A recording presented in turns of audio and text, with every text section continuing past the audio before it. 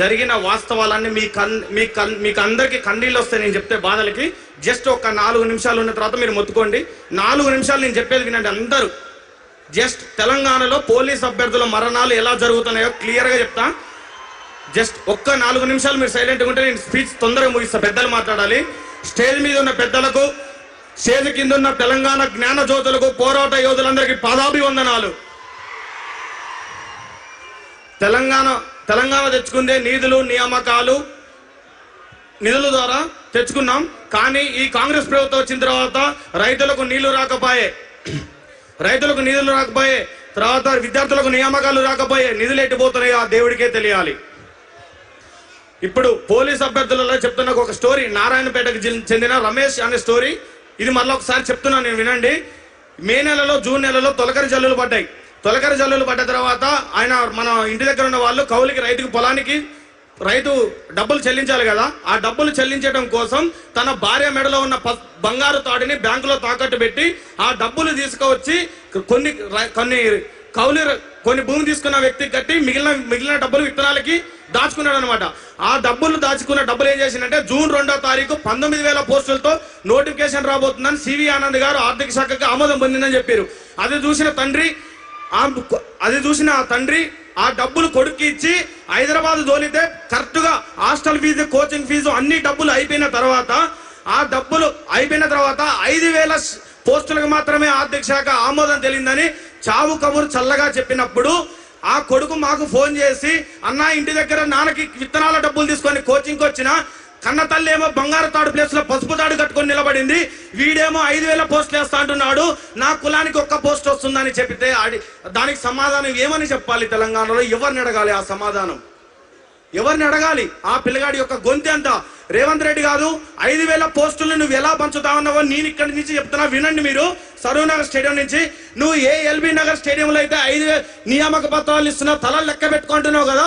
ఇదే మా police అభ్యర్థులతో challenge చేస్తున్నా, 5,000 పోస్టుల్ని నువ్వు రోస్టర్ విధానంలో SC, ST, EWS, BCA, BCD, ఈ NCC quota, CPP quota, MSP quota, sports quota, ex service men quota, home quota కోటకి 15 రకాల కోటాలకి నువ్వు ఎలా పంచుతావు మా అందరికీ కూడా చూపెట్టు. 5,000 పోస్టుల్లో 3,000 పోస్టులు సిటీ సరౌండింగ్ లో పోతే, 2,000 పోస్టులు 29 జిల్లాలకు వస్తే, మిగిలిన 1,400 పోస్టులు 33% మహిళల బొంగ 1,400 పోస్టులు 29 జిల్లాలకు 14 కేటగిరీలకి పంచు. నువ్వు పంచే ధైర్యం ఉందా? నీకు గుండె ధైర్యం లేకనే ఇన్ని రోజులకు 5,000 పోస్టులకి నువ్వు నోటిఫికేషన్ ఇవ్వలేకపోయినావు. అదే ఇచ్చే ధైర్యం ఉందా? ఒక్క కులంలో 1 పోస్టు కూడా రాకుంటే నువ్వెందుకయ్యా పోస్టులు నువ్వెందుకు ఇస్తున్నావు? అలాగే జీవన్ 40 రద్దు చేస్తా అని నల్లగొండ, మహబూబ్ నగర్, ఖమ్మం, వరంగల్, కరీంనగర్ జిల్లాలలో 48 సీట్లు వస్తే తల్లి పాలు రొమ్ము గుద్దినట్టు నువ్వు ఆ జీవన్ రద్దు చేయకుండా నీ పార్టీ కార్యకర్తల కన్నా నీ జీవో నెంబర్ 40 బాధ్యతల్ని రోడ్ల వెంబడి తిప్పావు కదా. ఆ రద్దు చేయకుండా, జీవో నెంబర్ 40 రద్దు చేయకుండా దాని మీద క్యాబినెట్ సబ్ కమిటీ వేసి ఆ కమిటీ రిపోర్ట్ లేకుండా ఇంతవరకు ఇవ్వకులే. ఆ కమిటీ రిపోర్ట్ ఇవ్వకుండా టీజీఎస్పీ పోస్టులను రిలీజ్ చేసినట్లయితే దాని మీద కోర్టులో కేసు వేస్తుందని తెలుసుకొని ఈ తెలంగాణ ఉమ్మడి ఆంధ్రప్రదేశ్ వచ్చిన చరిత్రలో టీజీఎస్పీ పోస్టులు లేకుండా నోటిఫికేషన్ ఇచ్చిన చరిత్రలో రేవంత్ రెడ్డి గారు ఒక్కడే మిగిలిపోయిండు. ఇన్ని అవస్థలు జరుగుతున్నాయి.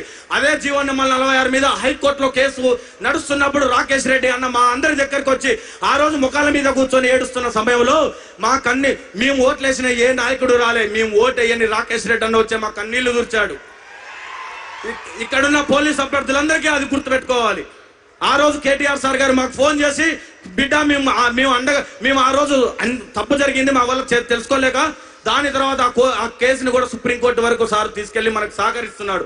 అలాగే జీవో నెంబర్ 31 ఏజ్ రిలాక్సేషన్, ఇది ఎంత అన్యాయమో చెప్తా. కేసీఆర్ గారు 2022లో పోలీస్ నోటిఫికేషన్ ఇచ్చినప్పుడు 2010 కరోనా టైము, అంతకన్నా ముందు 2 సంవత్సరాలు లాస్ అయిందని జీవో నెంబర్ 48, జీవో 60 తీసుకొచ్చి 27 సంవత్సరాలు ఉన్న ఏజ్ ని 32 సంవత్సరాలుగా పెంచాడు.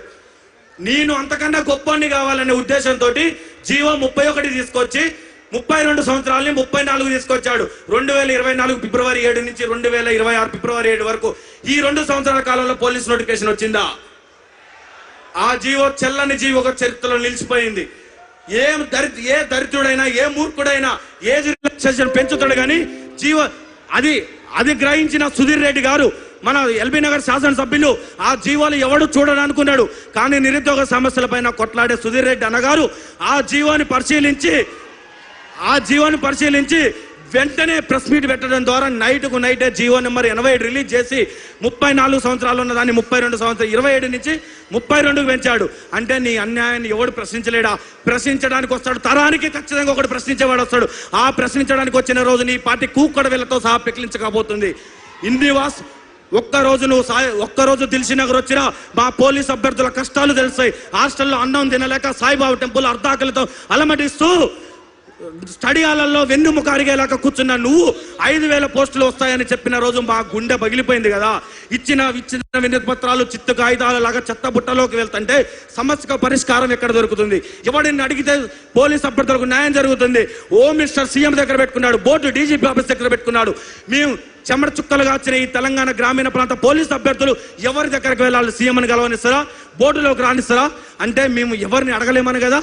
రాజ్యాంగం కల్పించిన ఓటు హక్కు ఉంది కదా. నువ్వు వస్తావు కదా మళ్ళీ మా ఇంటికి.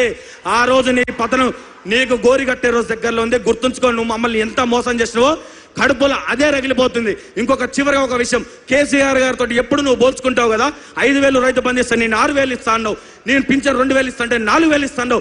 అదే కేసీఆర్ గారు 47,000 పోలీసు ఉద్యోగాలు ఇచ్చాడు.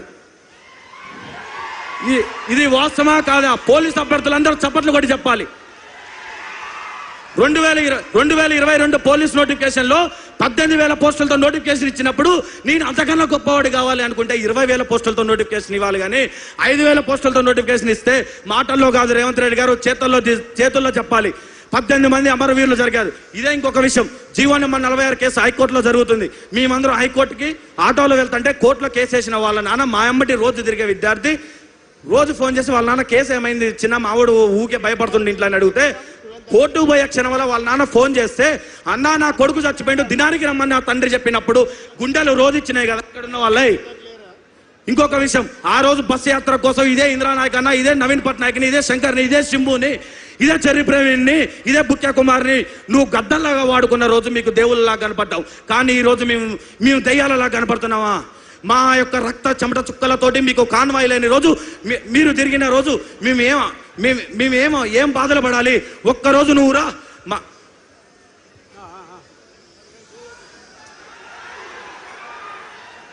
ఒక్కరోజు నువ్వు వచ్చి మా అవస్థలు పడు. 33 రోజులుగా దేవుణ్ణి ప్రార్థించినట్టు నిండే ఎండలో కానీ వర్షంలో కూడా దిల్సుఖ్నగర్లో మొత్తుకుంటుంటే మా యొక్క ఆర్తనాదాలు విని నువ్వు ఎండ్రిని తాగి చచ్చిపోమంటావా? నువ్వు నన్ను కన్నవా? నువ్వు నాకు అన్నం పెట్టినవా? నువ్వు ఎవడివిరా నన్ను చచ్చిపోమంటానికి? బాయిలో దూకి చావమంటావా? నీకు ఓటేయడం కోసం ఇదే జీవో నెంబర్ 46 బాధ్యతలు నీకు పోలీస్ అభ్యర్థులు నువ్వు అనుకుంటున్నావేమో. చరిత్రలో పోలీస్ అభ్యర్థులతో పెట్టుకున్న వాళ్ళు ఈ తెలంగాణ రావడానికే 2009 October 9 police GO 14 free zone కోసం కేసీఆర్ గారు దీక్ష చేస్తేనే నీ ప్రభుత్వం కూలిపోయి 2014లో వచ్చింది. గుర్తుపెట్టుకో, పోలీస్ అభ్యర్థులతో పెట్టుకున్న వాడు ఎవడు కూడా చరిత్రలో మిగలేదు. 15 లక్షల మంది అప్లికేషన్స్ ఇంటూ 3 అంటే 45 లక్షలు నీకు కుక్కడ వేలతో సహా పెకిలించబోతాయి. నేను ఇంకొక విషయం చెప్పాలనుకుంటున్నా. ఆ రోజు కేసీఆర్ సార్ గారు గెలవాలి, కిందన్న ఎమ్మెల్యే మీద అవినీతి, కేసీఆర్ సార్ గెలుస్తలే అని కిందన్న ఎమ్మెల్యే ఒక్క ఎమ్మెల్యే ఓడిపోతే ఏం కాదని అనుకున్నారు. కానీ ఈ రోజు రేవంత్ రెడ్డి గారు ఏమంటారు? రేవంత్ రెడ్డిని ఓడగొట్టాలని, కాంగ్రెస్ ఎమ్మెల్యేని ఓడగొట్టాలని నిర్ణయించుకున్నారు. అంటే కాంగ్రెస్ ఎమ్మెల్యేని ఓడగొడితే రేవంత్ రెడ్డి పత్త లేకుండా పోతారని నిర్ణయించుకున్నారు. అసలు నీకు ఎవడు సలహాలు ఇస్తున్నావు కానీ వాడు మాత్రం నీ మీద ఏదో పగ పెంచుకొని ఉన్నాడు. జై తెలంగాణ. థ్యాంక్ యూ తమ్ముడు. ఇప్పుడు దయచేసి మిత్రులకందరికీ విజ్ఞప్తి, బయట ఇక్కడ నుంచి గేటు వరకు, గేటు బయట కూడా దాదాపు ఒక 10,000 మంది జనాభా ఉన్నారు. అందరూ కూడా లోపల రావాలని చెప్పి విజ్ఞప్తి చేస్తూ, పోలీసు వాళ్ళు దయచేసి వాళ్ళని అడ్డుకోవద్దు, వాళ్ళని పంపించాలని చెప్పి కోరుకుంటూ సింధు రెడ్డి గారు ఇప్పుడు మా ముందు మాట్లాడతారు.